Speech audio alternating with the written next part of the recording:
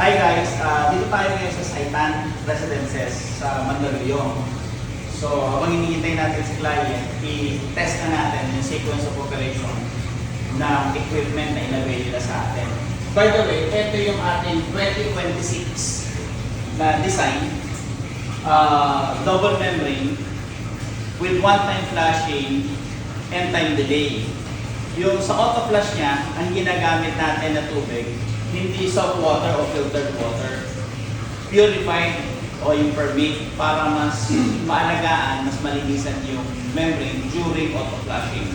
Okay. So bakit one time flashing? Hindi every time na mag-on yung RO. So ang pina-flash out lang naman natin is yung stagnant water precipitants doon sa loob ng membrane. Yung stagnant water overnight. So yung tumining sa membrane vessel natin sa loob niya, pag start ng RO, low pressure, binabanlawan niya yung membrane, yun yung tinatapon niya. So yung mga tumining na stagnant water overnight, yun ang pinaflash natin. Okay, so ngayon, ito yung ating controls. Ayan. Naka-magnetic starter lahat with overload, relay, interlocking, timer, tapos binukod natin yung power circuit tsaka yung control circuit para pwede tayo mag-testing ng walang load. Okay. So, ngayon, yung 2026 natin na design, ang nadagdag lang, naglagay tayo ng trip indicator para alam natin kung ano yung nag-overload sa tatlong magnetic starter o magnetic contactor. Nagdagdag tayo ng low pressure para may indicator tayo na low pressure siya o nag-fall ng 14 PSI below yung pressure. Dinagdag natin yung conductivity meter para nakikita na natin agad yung quality, conductivity and TDS ng product, ng permeate water bago pumunta sa product tank. So gano'n lang, may emergency stop pa rin siya. The usual. Ang nagdinagdag lang natin is yung low pressure, trip indicator, tsaka yung conductivity. Okay, so start natin. On natin si main, tsaka si control. So as part pa rin ng ating sequence, yung standard na ginagawa natin na sequence of operation, pag inon mo yung RO, nang hindi mo ino-on ng feed pump o raw pump, hindi siya gagana. Okay, yan, sa anda. So kailangan mo na i-on ang feed pump. Kaya muna natin mag-cut sa compressor. Sinat natin siya mga 70 PSI. Ito mga 68. O 70 PSI, pwede rin dito 68. Yan. So, on natin siya. Sinat natin, since nawasan naman siya, may nilad yata rito. So, nawasan naman ng source water niya. Ginawa natin na 1 minute lang o 60 seconds yung kanyang auto flash. So, on natin si RO. Take note, nakapatay. Nasa off position ang product. So pag gano'n natin si RO, kahit naka-off siya, i-bypass niya yung switch. Mag-auto flash siya. Before, buzzer ginagamit natin. Okay? Para hindi maingay, ginawa natin yellow na lang yung ilaw. Yan. Pag-flashing muna, ipapandaw muna yung membrane. Makikita nyo lumalabas na siya dito sa ating jet line. Para nagagamit pang hugas. And by the way, yung reject, iniipon natin sa labas yan. Mamaya pa, iipon ko kayo sa labas. Para magamit din nila. Kasi nawasa ka yung source water nila. So para nagagamit yung reject water, hindi talaga sa drain. So, ito natin. 1 minute lang. Yan. Okay na siya. Doon nagagana yung RO. And then, malalaman natin yung TDS. Ilan? 1.36 ppm yung kanyang TDS niya. So, ang natin yung product, mag-repeat, ang natin yung UV. Okay? So, what if nawala ng tubig? Naubos naman ng product tank, nagkaroon ng problema ang Maynila, nagkaroon ng supply. Automatic, namatay siya. Okay? As safety. Para hindi makahigop ng hangin yung pump natin, prevent yung dry pumping. Yun ang number one na cause kaya nasisira yung pump. Pwede din mag-vacuum tong softener. Pag hindi gumana ang low pressure, walang tubig, gaganon yan. So kahit maingay, off mo lang siya. Tapos naglalagay naman tayo ng level hose. So malalaman natin yung level. So ito yung permate product. Ito yung source. Ayan. Mataas na yung level ng tubig natin. So pwede na natin siyang i-on. So, di ba sinabi ko kanina, ang design nito one-time flashing lang with time delay. So, dahil nawala ng tubig, nag-automatic off siya. Pag in-on ko, hindi na dapat siya mag-auto flash. Okay? So, natin. Ganda siya. Hindi na nag-auto flash. Tuloy-tuloy niya. So, tingnan natin yung flow. So, ang flow niya is nasa 5 gallon per minute. Halos 115 lang yung flow, 110. Ang reject niya nasa 4.5. Ang kanyang inlet pressure nasa 20 psi. Okay? So, ginawa na natin 10 GPM yung flow meter kasi meron balak si Sir in the future na mag-triple o mag-quadruple membrane para nakaabang na. Hindi na natin papalitan. Okay? So, what if napuno na yung product tank? Patay. Ilaw na yun, product tank full. So, kayo nalalaman mo na naka-off ang ako, kung nga sa hindi nakailaw yung green, nakailaw yung white ng product tank full, mapapansin mo, bagsak ang system pressure, walang flow, hindi umaangat yung floater. So, since nandiyan ka na rin naman, naglagay tayo ng sampling point para mag-test natin actual kung magmamatch yun doon sa TDS niya, sa panel mount na TDS. Tapos kung may pen tayo, dito, permate sampling point. So, isa pa sa dinagdag natin, o yung lagi natin ginagawa pag nag-install tayo, naglalagay tayo ng bypass valve sa solenoid. In case na umandar siya at walang lumabas na tubig dito, patay agad ang RO, sabihin dito bumukas. So, i-open lang yung bypass. Okay? So, off na muna natin si RO. So, ngayon, nagre-refill ka. Nagre-refill. Hindi ka nag-production. Naubos yung laman na product tank. Patay siya. Ilaw ngayon si low level product. So, patay mo na ulit. Pag umangat na ulit ng level, nanganahati na siya, andar na siya ulit. Okay. Isa na si UV. So, balik tayo sa production. Gina natin siya. Hindi na naman nag-flash. Kasi nga, one-time flash lang siya.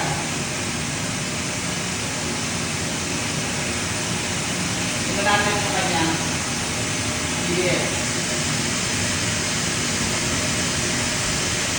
1.5.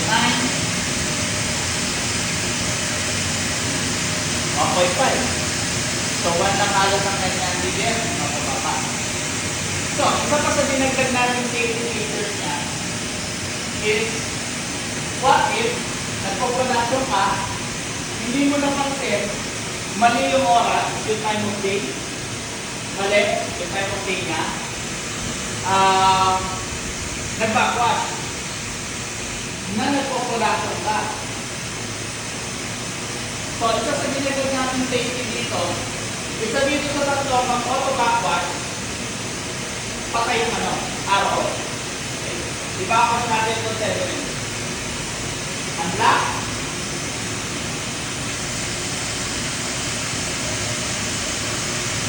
Pindutin natin, manual. Once nawala yung running light, yung service position, naalis siya sa service position, nag-backwash siya, patay.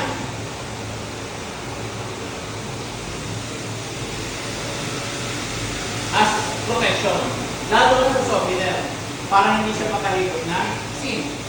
So, skip natin.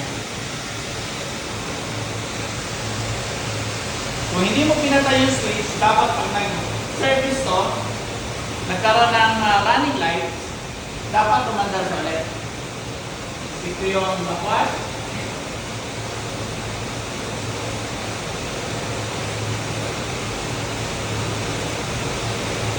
Pass range. Okay.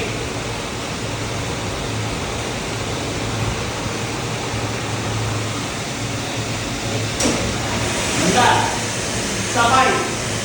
Once nagka-running lights to, handa siya. Testing natin sa opener. Handa.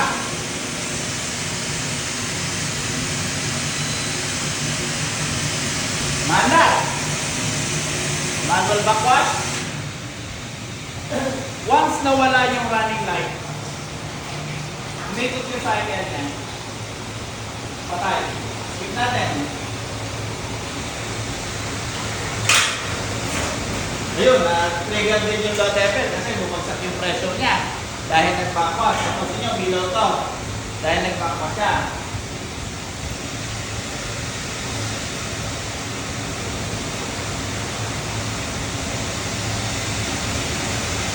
Skip natin yung higop na kasi. Ayun lang. Nag-low pressure siya. Kasi pag softener, siya mas malapit, ano yan? Tapon ang tubig sa drain. Papanlaw siya. Kaya nag-trigger yung low pressure. Pass rate. Once nagka-running light, under siya dapat. So ngayon, tingnan nyo pa lang, voltmeter, makikita natin kung saktong 220, 230 yung supply, 229. Ito yung amperahe niya, yung current ko, 12 amps pag umanda ng 1.5 saka 1.3. So, i-trigger natin si Prada. Pagkatong motor ang gumagana, tignan natin kung ilang amperahe. So, by the way, ginamit natin dito pedal type.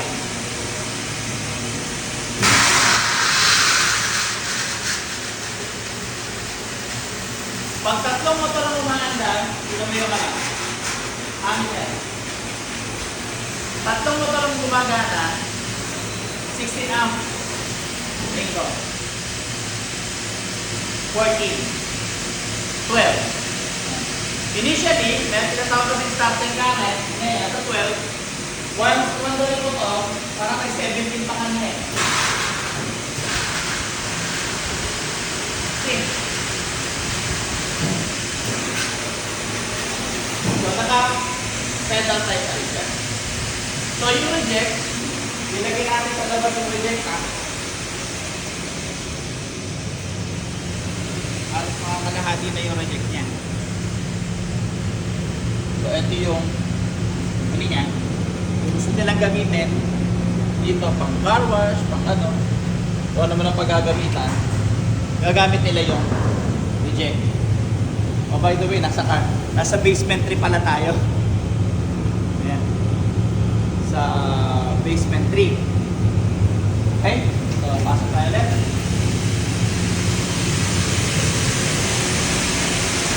Ayan. So, kayo, bababa pa yung inlet natin. 1.0 na lang siya. So, patay muna natin siya. So, bago natin siya pinaandar kanina, nag-conduct muna tayo ng testing kung soft water ba yung ano natin. So, test natin kanina bago tayo magpa-andar kung soft water ba siya, kung lumulusot pa ba yung chlorine. So, dapat kung technician ka, dapat meron kang PK kit tawag ba dito. May test kit ka dapat na ganito. So, yung basic na laman ng iyong test kit, dapat meron kang EDS, chlorine, test ng chlorine, and hardness. Okay? So, i-check muna natin yung nawasan niya. Ilan? So, kuha tayo ng sample.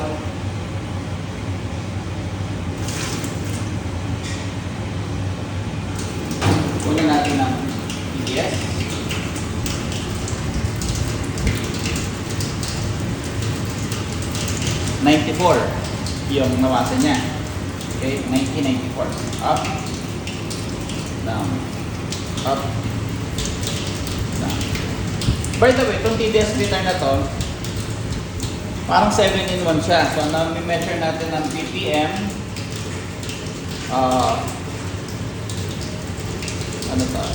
salinity,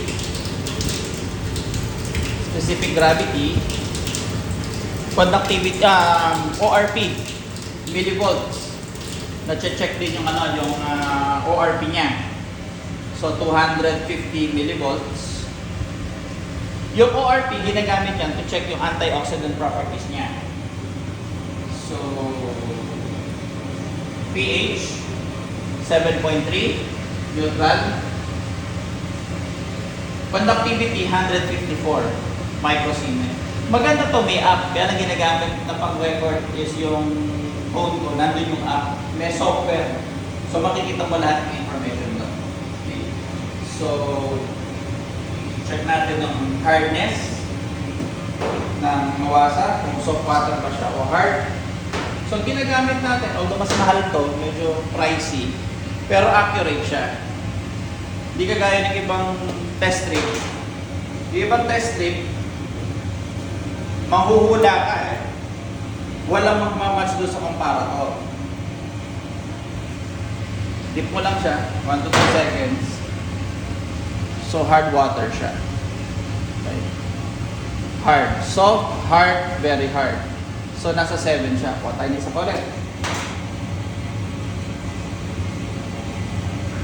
So test natin ang source is yun. Nasa 7. Okay? Ang hardness. So check natin kung may chlorine. Kung umaabot dito yung kung may residual chlorine siya. Okay? So meron tayong pang-test ng residual chlorine. 1, 2, 3, 4. Makikita natin ito. So white pa. Medyo madilaw siya ng konti. Ayan. Okay. So ngayon, ang i-check naman natin is yung soft water na. Kaya meron tayong filter sample point. So puha tayo dito. Oops! Lakas. Banlaw. Banlawan din natin yung TDS.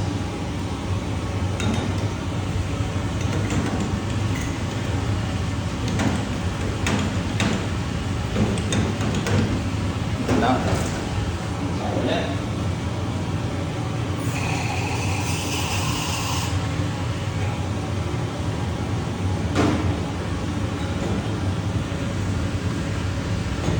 So 144 siya.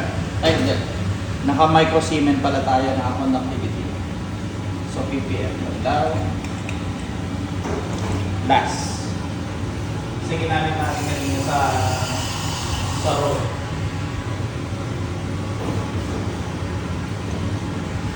So, ang TDS niya, 71. Yung kay... Yung... Ayan. Yung... Hydrogen. Conductivity niya, tingnan natin conductivity. 154, 59, pH 7.5,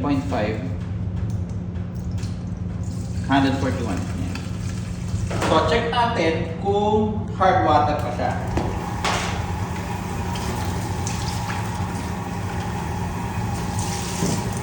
Yan, tayo ulit.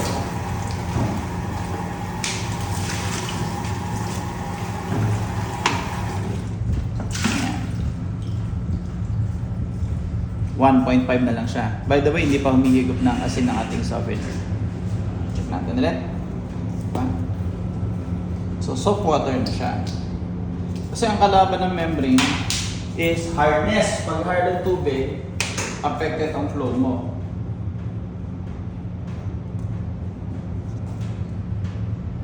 Hindi lang siya. Nasa 1.5 lang siya. So, tignan natin kung lulusot ang chlorine. Ayan, nanilaw na. Tignan natin dali. Kita? Madilaw. So, isabihin, lumulusot yung chlorine or umaabot dito yung chlorine. So, ito na yung ating soap water, dumaan ng carbon.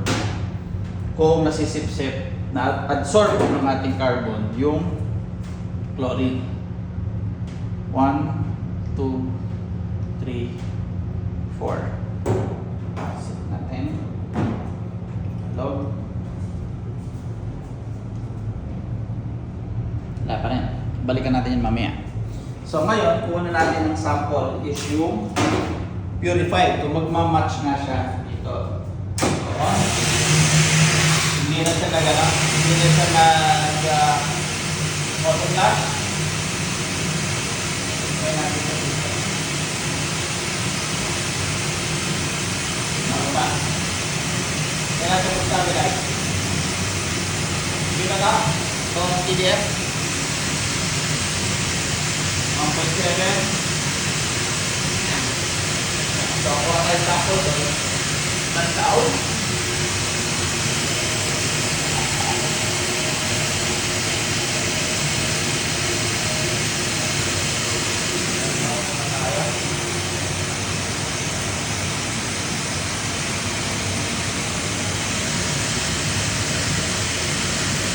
Lantaw.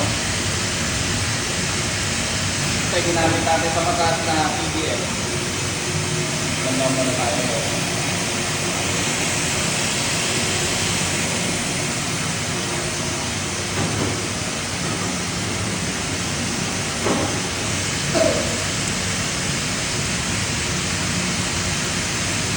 Zero. Doon 1. Okay. Conductivity.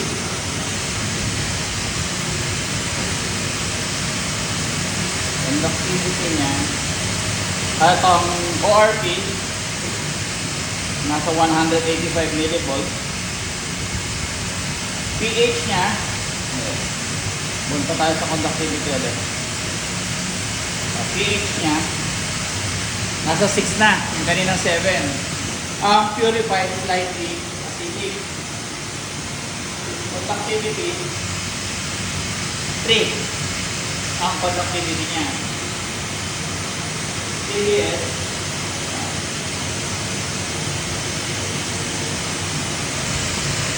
0. So, mas accurate yan, mas sensitive, may butal yan. 0 siya doon, dito ay 1.3 ppm. Okay. So, kaya dapat make sure hindi lumulusot ang chlorine. Dapat make sure na hindi lumulusot ang chlorine para hindi tumaas ang TDS. Hindi pumutas ng membrane. Hindi dapat lulusot yung hard water para hindi bumaba yung flow. Kasi ganda ng flow natin yung kanina nasa 5 gallons per minute. Okay. So basta dapat tatandaan mo natin sa mga, lalo na sa mga bagong may water station, tandaan mo natin, pag may binigay na recommendation o nagbigay si technician ng recommendation na ma'am gawin natin to, palitan natin to, lagi niyong hihinga ng justification. Dapat data driven. Pag sinabi, ma'am, kailangan palitan na natin yung laman loob ng multimedia, bakit natin papalitan? And chinek naman natin kahit 3 years na, nagsosoft water pa. So dapat hindi mo papalitan. Kailan mo siya papalitan? Pag hindi na, gumagana na ayos. Okay? Pag hindi na yung softener, yung resin mo, hindi na yung soft water, kahit humigop na ng asin, na-recharge mo na, kahit 2 beses mong pinahigop ng asin, pero hindi pa rin siya nag-soft, hard water pa rin, yun yung magti-trigger kaya ka magpapalit. Kung nawasa ka naman, kailangan mo magpalit ng carbon pag lumulusot na. Ito, balikan natin ulit kanina. Ito yung nawasa, ito yung soft water natin, dumaan ng carbon, tsaka soft water siya. So, hindi siya nanilaw. So, pag walang testing and evaluation, paano tayo makakasiguro na kailangan talagang gawin yun? So, basta dapat kung may binigay na suggestion o may pinagawa sa atin bilang water refilling station owner, hingi tayo justification. Bakit? Ano ang proof na kailangan kong gawin yan? Kailangan kong palitan to. So, lalo na pagka sinabi na, kasi 2 years na yung water station mo, kailangan palitan natin ang laman to. Hindi alam. Tandaan nyo, time has nothing to do with filter efficiency. Walang kinalaman yung taong oras. Ang may kinalaman sa filter efficiency and exhaustion, volume ng tubig na dumaan, at gaano karami, volume, quality, and volume na tubig na dumaan sa kanya. Okay? So if you're interested dito sa ating bagong 2026 package, ang FB page ko is The Water Tech Guy, yun yung ating YouTube page. Or PM nyo lang ako. Okay? Bigyan namin mo kayo ng magandang package. Again, this is Paul. Have a nice day and